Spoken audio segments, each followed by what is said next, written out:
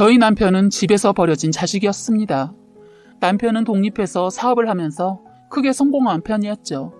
저는 그냥 평범한 가정에서 자랐어요. 그리고 결혼 전까지 열심히 일을 하며 살았어요. 그러다가 27살에 남편을 만나게 되었어요. 결혼 후에도 일을 하다가 아이를 가지게 되어 퇴사를 하고 가정주부로 만족하는 삶을 살고 있었습니다. 그렇게 아이도 2명을 낳고 행복하게 살아가던 도중 저와 고등학교 때부터 친했던 친구인 현정이가 많이 힘들다는 사실을 알게 되었어요. 현정이는 22살이라는 어린 나이에 아이를 가지게 되어 결혼을 하게 되었는데 알고 보니 15년 동안 남편이라는 자식한테 맞고 살았더군요. 원래 아이한테는 손을 대지 않았었기에 애가 성인이 될 때까지만 참고 버티려고 했다고 합니다. 그런데 애한테까지 손찌검하는 것을 보게 되었다고 해요. 그래서 화가 난 제 친구는 남편이 잠깐 집에서 나간 사이 무작정 짐을 싸서 아이를 데리고 도망을 쳤다고 하더군요.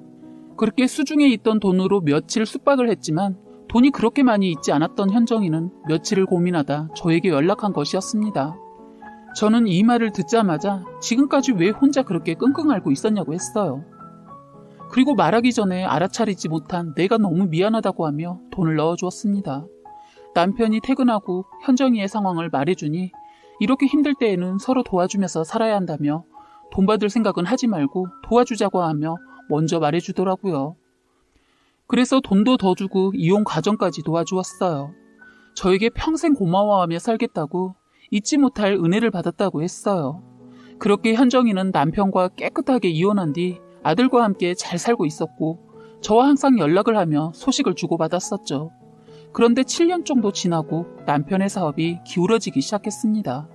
처음에는 남편이 티를 내지 않아서 몰랐었지만 혼자 버티고 버티다가 이젠 불가능하다고 생각했는지 저에게 털어놓더군요. 결국 그 사업은 폭삭 내려앉게 되었고 저희는 빚을 갚고 아이 2명과 저희 부부 함께 살기 위한 작은 집을 얻기 위해 주변 사람들과 가족들에게 손을 내밀었어요. 시댁에서 버린 자식이었던 남편이 망가지게 되니 한 푼도 주지 않으셨고 결국 저희 친정에 들어가서 살게 되었습니다. 그 상황을 남편과 함께 헤쳐나가기 위해 저도 함께 일을 하기 시작했습니다. 마트에서도 일해보고 편의점, 가게, 주방 등 제가 일할 수 있는 곳이면 어디든 가서 일을 했어요. 사실 남편은 제가 일을 시작하기 전부터 반대를 했었고 제가 일을 하고 나니까 너무 미안하다면서 평생 저에게 사죄하겠다고 하더군요. 저는 상황이 이렇다 보니 제 가정 챙기기에 바빴고 친구들이나 주변을 챙길 정신도 없어서 이때 인간관계가 많이 망가졌어요. 그래도 저에게는 힘든 일까지 털어놓을 수 있었던 현정이가 있었고 저는 현정이에게 저의 상황을 다 말했어요. 처음에는 저를 많이 위로해주면서 이럴 때일수록 힘을 내야 한다며 밥은 먹었냐고 저를 걱정해 주더군요. 그런데 원래 항상 연락을 주고받던 현정이의 연락이 그날 이후로 점점 뜸해지는 겁니다. 서운하기는 했지만 요새 바쁜가 보다 생각하고 그냥 별 생각하지 않기로 했습니다. 그러다가 어느 날 오랜만에 쉬는 날이 생기고 애들하고 남편 다 약속이 있다고 해서 현정이한테 전화를 걸었어요. 현정아 뭐해? 왜? 아니 요새 우리 연락이 뜸한 것 같아서 오랜만에 우리 만날까? 나 바빠 끊어. 아 그래? 그럼 다음 주 어때? 바쁘다니까. 그럼 내가 그쪽으로 갈까? 왜 이렇게 눈치가 없니? 만나기 싫다고. 그만 연락해. 너 말을 왜 그렇게 해? 너만 보면 내가 힘들었던 시절이 떠올라서 숨을 못 쉬겠더라고. 지금까지는 네가 도와준 것 때문에 어쩔 수 없이 보고 지냈는데 이제 그만하자. 이제 연락 그만해줘. 라고 하고는 끊어버리더군요. 그래서 문자로 지금까지 그렇게 생각할 줄 몰랐다고 진작 말하지 그랬냐고 얘기하니 저를 차단하겠다며 문자도 보내지 말라고 하는 겁니다. 저 혼자서만 절친이라고 생각했던 것이라는 걸 깨닫고는 너무 슬펐어요. 그리고 열심히 살아가야 하는 이유 중에 현정이에게 잘 사는 모습 보여주기라는 항목이 하나 더 생기게 되었죠. 그렇게 2년 정도 지나고 저희는 열심히 살아갔고 기울었던 저희의 가정 형편도 나아지기 시작했습니다. 남편이 새롭게 시작한 사업도 다시 풀리기 시작했고 집도 넓은 곳으로 다시 이사하게 되었어요. 남편은 이제 괜찮으니 일을 그만두라고 했고 저는 집에서 아이들과 남편을 위해 열심히 살아가기로 했죠. 남편의 사업은 승승장구하게 되었고 저희는 힘들었던 나날에 보상을 받는 거구나 하면서 펑펑 울었던 기억이 납니다. 예전에 했던 사업보다 수입도 더 많고 여유로워진 남편은 저에게 특별한 기념일이 아니더라도 선물도 많이 사들고 오더군요. 제가 왜 이런 거에 돈을 쓰냐고 뭐라고 하면 지금까지 고생해준 저에게 이제 보답을 하려고 한다고 하면서 억지로 제 손에 쥐어주며 행복한 나날을 보냈어요. 그렇게 집도 사고 연년생인 애들 대학도 다 보내고 나니까 남편이 이젠 만나지 못했던 친구들도 좀 만나고 여가 생활도 즐기고 오라면서 카드 하나를 쥐어주고 저의 등을 떠밀더군요. 그래서 오랜만에 다른 친구에게 연락을 해봤어요. 그랬더니 다음 주에 동창회라고 하면서 나오라고 하더군요. 그런데 저에게 조심스럽게 그날 현정이도 나오는데 괜찮겠냐고 물어보는 겁니다. 걔가 나오는 게 무슨 상관이냐고 물어봤어요. 아니 애들끼리 따로 만났었는데 그때 현정이가 너 얘기를 좀 하더라고. 뭐라고 했는데? 아니 너가 현정이 엄청 도와줬잖아. 그리고 너 이번에 많이 힘들었고 그래서 너가 현정이한테 손 내밀었는데 현정이가 지금은 그렇게 넉넉한 상황이 아니라 못 도와줄 것 같다고 미안하다고 하니까 넌 친구도 아니라고 엄청 욕을 하면서 차단했다며. 여태까지 본 너는 그런 사람이 아닌 것 같아서 말해주는 거야. 알았어. 우선 나 동창회 가는 거 얘기하지 마. 저 지금 얼마나 잘 살고 있는지 보여주고 싶어서 큰맘 먹고 샀던 명품 원피스와 가방을 걸치곤 동창회 당일에 샵에서 메이크업까지 받았습니다. 벤츠를 끌고 동창회에 도착한 저를 보고는 친구들이 놀란 눈치였어요. 오 이민주 힘들다더니 뭐야? 아까 보니까 차도 벤츠던데. 머리부터 발끝까지 명품이네. 좋아 보여서 다행이다. 야 김현정 민주 괜찮아진 거 왜 말 안 했냐? 또 둘이 절친이라고 짜잔하려 했던 거냐? 저를 보고 어리바져 있던 현정이는 애써 웃으며 왔냐고 물어보더군요. 오랜만에 만난 친구들과 신나게 얘기를 하고 즐겁게 놀았습니다. 그렇게 동창회가 끝나고 다음날 현정이한테 문자가 왔더라고요. 제가 힘들 때에는 아는 척도 하지 말라고 하더니 참 뻔뻔하고 가증스럽더군요. 민주야 뭐해? 우리 오랜만에 밥이나 먹을까? 그래서 그냥 그러자고 얘기하고 저희 집으로 불렀어요. 약속 시간이 다가오고 현정이가 저희 집으로 오게 되었습니다. 어머 집 너무 예쁘다. 고마워. 먼저 밥 먹자. 라고 한 뒤 저희는 식탁에 앉아서 밥을 먹기 시작했어요. 그런데 갑자기 현정이가 저를 걱정했다고 말을 하더군요. 그래도 좋아 보여서 다행이다. 나 많이 걱정했어. 네가 이렇게 흔쾌히 나랑 밥 먹겠다고 해줘서 너무 좋더라. 우리 예전처럼 돌아갈 수 있는 거 맞지?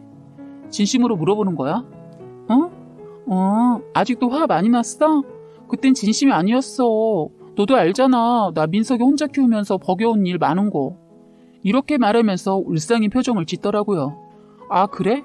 그래서 애들한테 내가 나쁜 년인 것 마냥 말하고 다닌 거야? 내가 이제 좀 사는 것 같으니까 나한테 들러붙는 거고?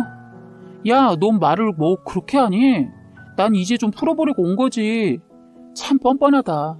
원래 사람이 힘들 때 옆에 누굴 두어야 하는지 알게 된다더니 확실히 알게 됐네. 뭐? 그럼 오늘 대체 왜 만나자고 한 거야? 라고 하면서 자리를 벅차고 일어나길래 제가 일어나서 힘으로 의자에 다시 앉혔어요. 짜증을 내면서 일어나려고 하더니 제 표정을 봤는지 순순히 다시 앉더라고요.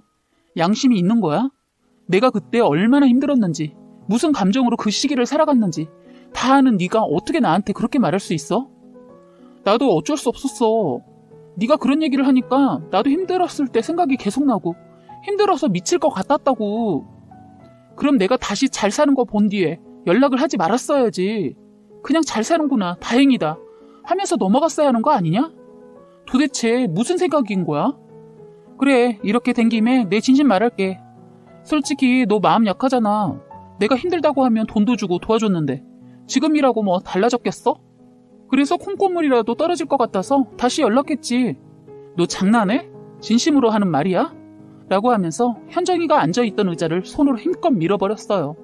의자와 함께 넘어가고는 화를 내면서 벌떡 일어나더군요. 그러면서 미쳤냐고 하면서 손을 올리려고 하는 거 제가 먼저 현정이의 머리채를 잡고 벽으로 던져버렸어요. 너 다시는 나한테 연락하지 마. 그리고 내 눈앞에 띄지 마. 다시 내 앞에 나타나면 너 삶은 물론이고 네 아들, 네 손주 인생까지 다 망쳐버릴 테니까. 내가 다시 일으켜준 너의 삶, 내가 다시 망가뜨려도 할 말 없지 않겠어? 이제 볼 일 없으니까 꺼져. 죽여버리기 전에. 그랬더니 가방을 들고는 벌벌 떨면서 기어서 나가더군요. 사실 이 정도만 해도 얘가 정신을 차렸을 줄 알았는데 몇 주가 지나고 남편에게서 어이없는 말을 들었습니다. 남편은 현정이와 저와 사이가 멀어진 것도 모르고 있었기 때문에 현정이에게서 온 연락을 의심 없이 받았다고 해요. 그날 현정이는 오랜만에 만나자고 하면서 자기가 식당은 미리 예약해뒀다고 하며 민주한테는 제가 말해뒀으니까 따로 말씀 안 하셔도 돼요. 저랑 같이 차 타고 가기로 했거든요. 그래서 남편은 그 시간에 맞춰 그 자리에 가게 되었다고 합니다. 그 식당은 모든 자리가 룸으로 되어 있는 한정식 식당이었다고 해요. 근데 식사 자리에 가보니 저는 없고 현정이만 앉아 있었고 남편에게 민주는 화장실에 잠깐 갔다고 하는 말을 듣고 남편은 자리에 앉았다고 합니다. 시간이 5분 정도 지나고 제가 오지 않길래 이상해서 폰을 들어서 저한테 연락을 하려고 했다고 하네요. 그런데 갑자기 자신의 옆으로 와서는 전화를 못하도록 폰을 뺐고 갑자기 스킨십을 하며 몸 이곳저곳을 만졌다고 합니다. 그래서 남편이 뭐하는 짓이냐고 화를 냈더니 민주보다 자기가 낫지 않냐며 그냥 가볍게 즐겨보자고 했다고 합니다. 화가 난 남편은 그 즉시 그 자리를 빠져나왔고 집에 오자마자 저에게 얘기를 해줬던 것이었습니다. 인연이 정신을 제대로 차리지 못했다는 생각이 들어 그 다음날 제가 현정이 집에 찾아가서 무작정 문 열어줄 때까지 초인종을 눌렀습니다. 그랬더니 10분 뒤에 문을 열어주더군요. 저는 이 인간 같지도 않은 년에게 말했어요. 야 미친년아, 네가 인간이야? 네가 내 남편 불러내서 헛짓거리 했다면서? 난 그때 그 사건 이후로 정신 차린 줄 알았는데 진짜 인간 이하구나 라고 했더니 무슨 오해가 있는 것 같은데 내 남편이 밥 한번 먹자고 하길래 난 그냥 나갔을 뿐인데 라고 하더라고요. 참 어이가 없네. 야, 내 남편 핸드폰 자동통화 녹음되어 있어서 네가 먼저 전화한 거 다 듣고 왔는데 어디서 오리발이야. 정말 너는 그냥 이대로 못 넘어가겠다. 너랑 나랑은 이제부터 친구도 아니고 원수다. 이렇게 둘이서 현관에서 말했었는데 화가 너무 나서 현정이를 밀치고 집 안으로 들어가서 다 엎어버렸습니다. 얘 아들은 자취방에서 살고 있었기 때문에 혼자 살던 집이라 그런지 엎을 것도 없더군요. 그래서 책장도 다 뒤집고 주방 안에 있던 그릇들, 식기들 전부 다 꺼내서 깨트려 버렸어요. 처음에는 저를 말리던 현정이도 지 잘못을 알고 있는지 좀 말리다가 포기하곤 저를 그냥 바라만 보고 있더군요. 그리곤 제가 제 눈에 띄지 않게 저 아래로 내려가서 혼자 늙어 죽으라고 했습니다. 그리곤 그냥 나와버렸어요. 한 달 뒤 그쪽 부근 부동산에 가서 물어보니 그 집 전세였는데 급하게 방 빼서 나갔다고 하더라고요. 지금 현정이는 애들하고도 연락을 모두 끊고 혼자 어딘가로 내려가 사는 것 같아요. 친구들한테 가끔 현정이 소식을 물어보면 자신들도 모른다고 연락이 끊겼다고 하더군요. 저는 이때 이 일로 인생 공부 제대로 했습니다. 제 자식들에게도 친구를 너무 믿지 말라고 항상 말해주고 있습니다. 세상에서 제일 무서운 건 사람이라더니 제가 아닌 제 배경만을 원하는 사람이 있다는 것을 절실히 느꼈네요. 사연은 여기까지였고요. 구독과 좋아요, 알림 설정 부탁드리겠습니다.